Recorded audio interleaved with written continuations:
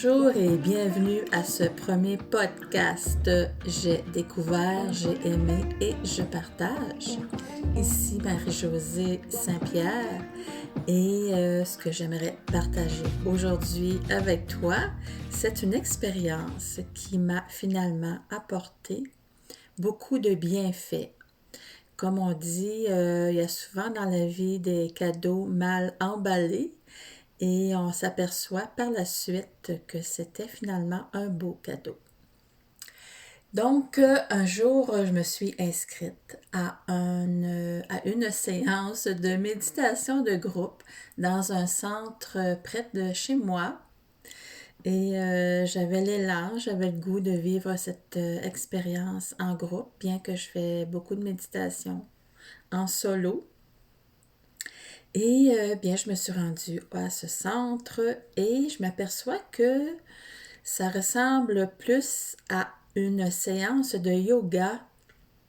Et je pose la question, est-ce que je me suis bien inscrite à la bonne place pour une séance de méditation en groupe? On me dit oui, mais ça s'est transformé un petit peu en yoga méditation. Donc, je décide de jouer le jeu, de tenter l'expérience. Bien qu'auparavant, j'avais déjà goûté un petit peu au yoga et je dois dire que ça ne m'avait pas tellement interpellée à ce moment-là. Mais, comme on dit, il n'y a rien qui arrive pour rien. Je tente l'expérience encore une fois.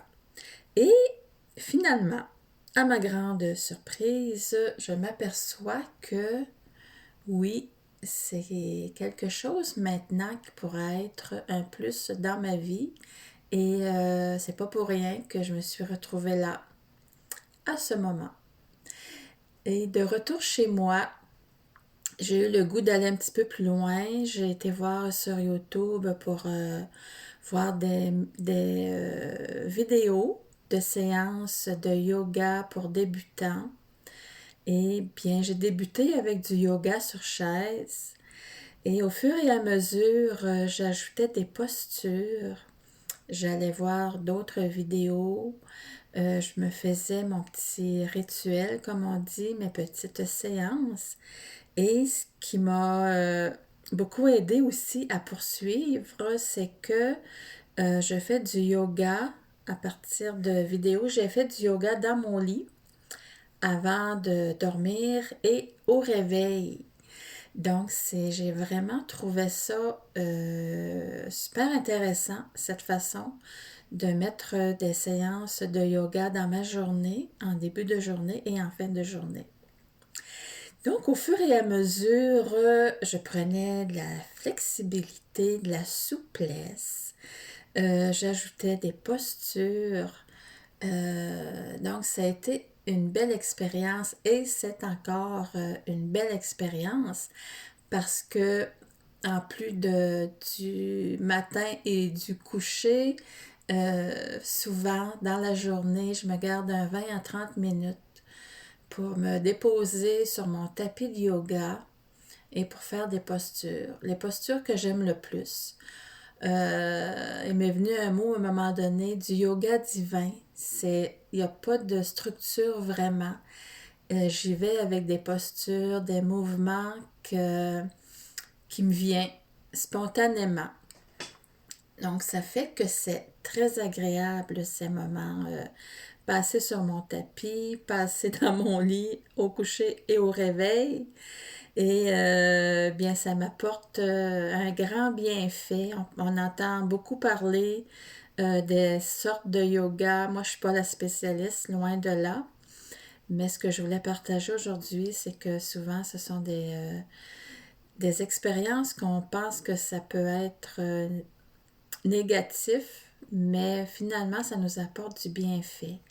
Et oui, au niveau des émotions, au niveau du mental, ça calme énormément.